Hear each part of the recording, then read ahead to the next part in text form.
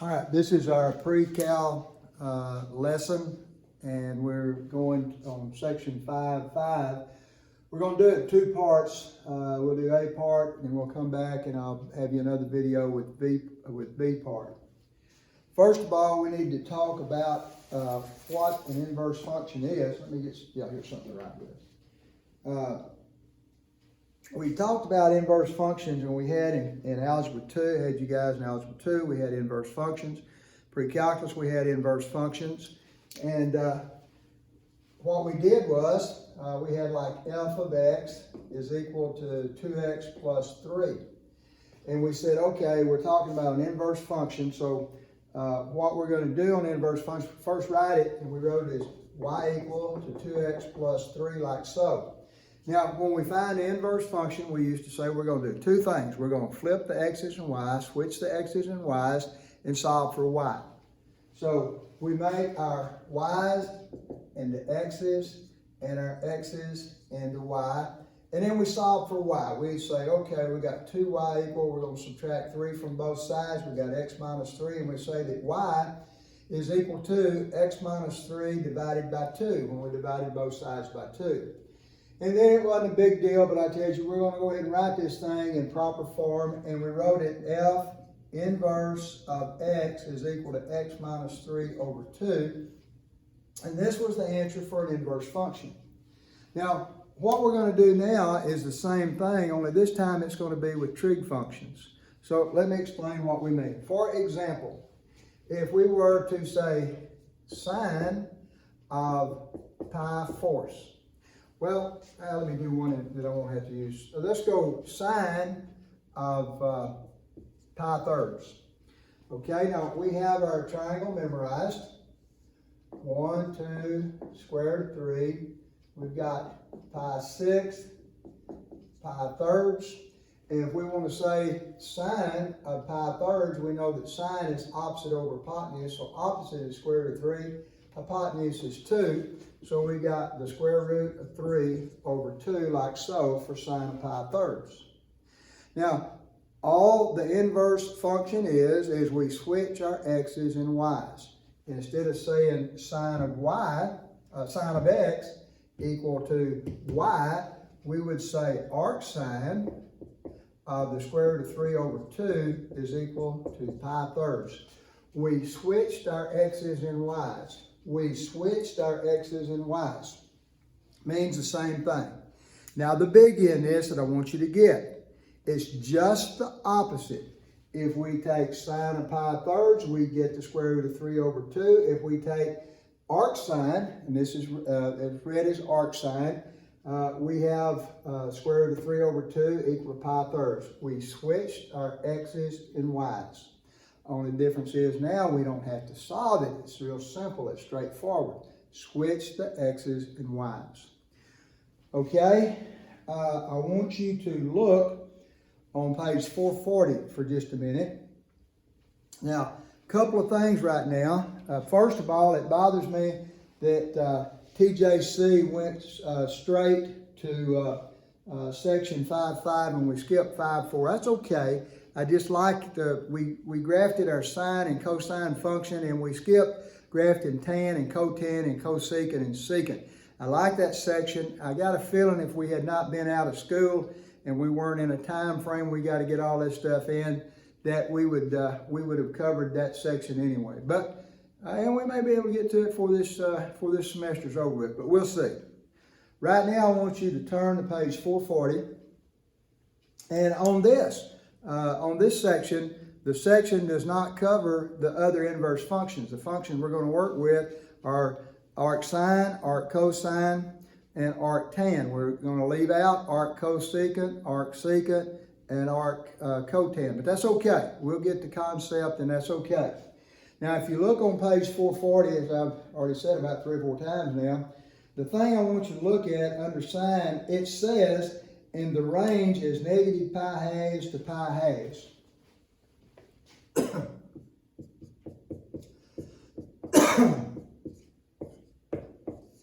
And also they've got brackets around that.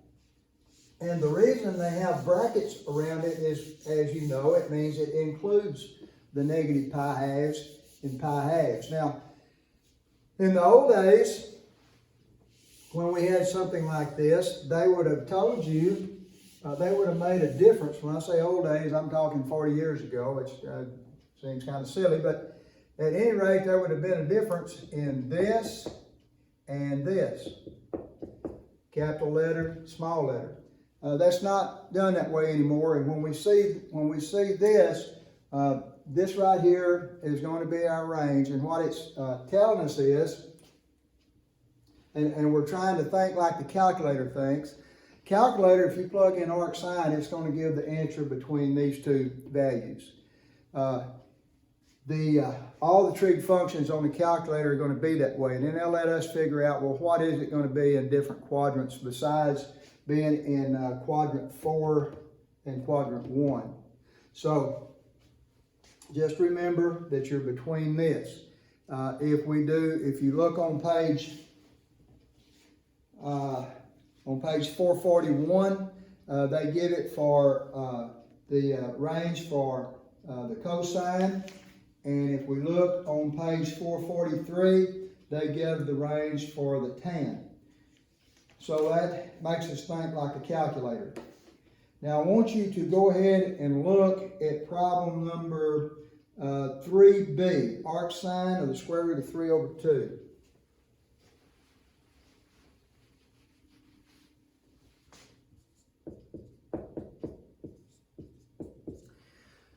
Okay, well, we just figured that out, didn't we?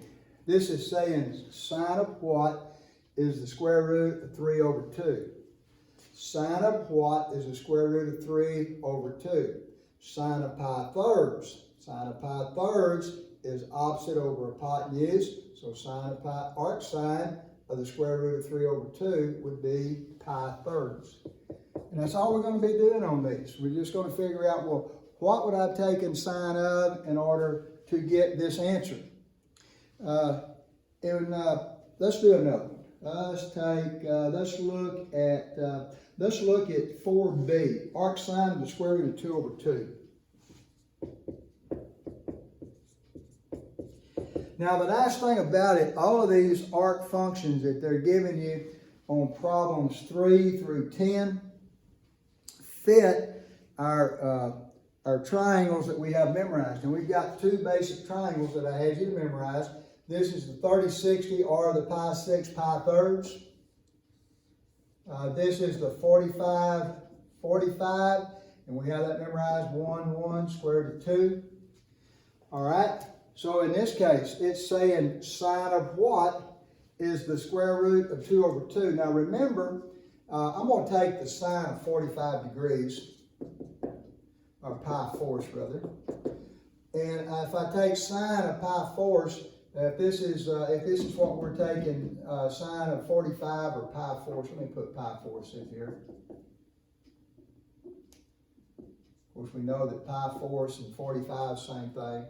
If I take sine of pi fourths, I got opposite. If I use this pi fourths, I got opposite, which is 1 over hypotenuse, which is the square root of 2, 1 over the square root of 2.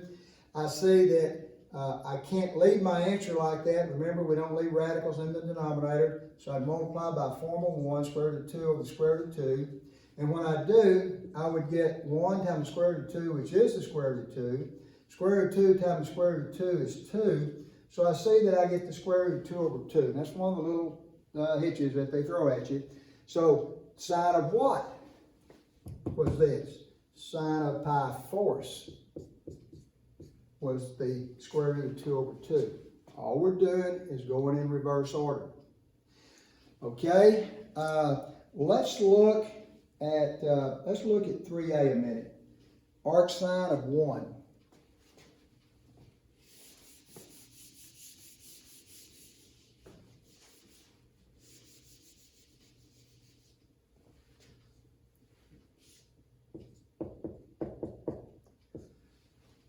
Okay, now we know that we have our graph of sine, which I've had all of you to memorize. Matter of fact, we just covered that on in our last lesson. We got 1 and -1. There's a couple of ways that we can go about doing this. Of course, we know that this goes to infinity in both directions. Here we are at pi halves. Here we are at negative pi halves. Sine of what is 1? Sine of pi halves is 1.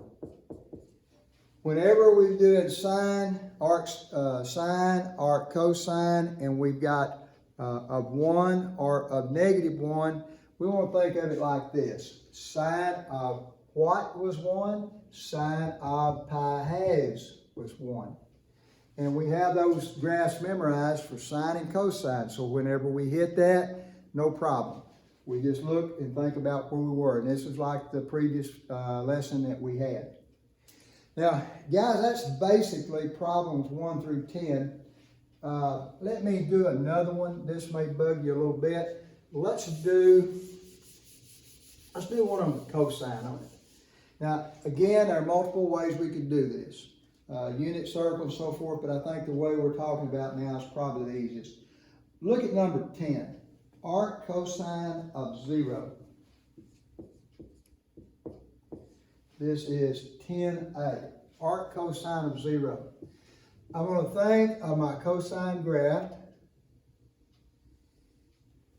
Now, when we're doing arc cosine, if I go back and look at the place I told you, go back and look on page 441 at the bottom. They tell me that the range of this thing is between 0 and pi.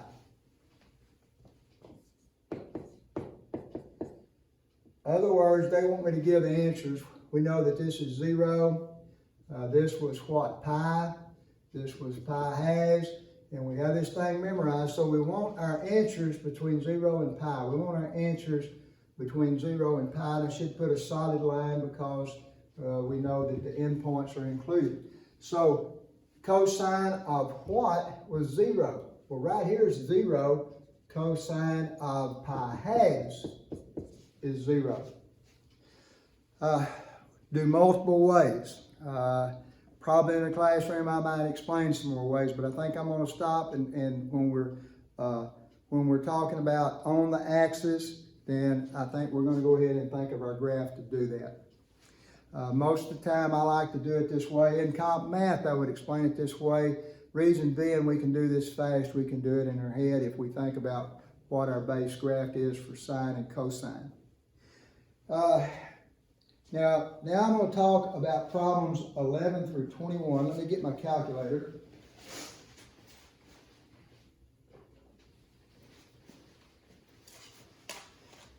Now, if I were in class, I might as well do it now. Man, this stuff is so hard on 11 through 21. I'm not sure we're going to be able to do it. And whenever I tell you that, well, you know, well, I'm being facetious. This is going to be an extremely easy problem. So if I look at number 11, for example, it says arc sine of 2/3. Okay, and let me get up close to where you can see this. I'm going to do this on the calculator, and that's all they're asking me to do. Arc sine, that's going to be second sine. And you see up here we have arc on our screen. If I can look at this and punch at the same time, I see that I have arc sine. That's a little symbol we've been using. And it says arc sine of 2/3. That means I'm going to put 2 divided by 3. I'm going to close parentheses and I'm going to hit enter. And that's tough, man. There's the answer right there. Arc sine of 2/3 is equal 0.729727, and then a whole bunch more numbers out here. It goes on forever. I know it's easy and don't want to insult your intelligence, but let's do another one. Let's do number 17, arc tan of 10. Again, we're going to take our calculator and we're going to go to, let me get here where I can see, we're going to go second tan, and we're going to plug in 10, and we're going to close parentheses, and we're going to hit enter. And when we do, we see that the answer shows up on our screen. We have 1.471127 and so forth on down the line. Okay, Now, I want you to work on these problems 1 through 21. We've got the odds. Some of them have multiple, like a lot of them have 3 problems on 1 problem. So I want you to work those. I'm going to come back and we're going to do a second part of this lesson, and we will actually be going through problem 47. But I'm going to let you work on this. You'll get both lessons at the same time, but I want you to work this and understand it good. You need to understand it well before we start doing problems 23 through 47. Okay, so we'll take a break now, and I'll come back with the second part of the lesson.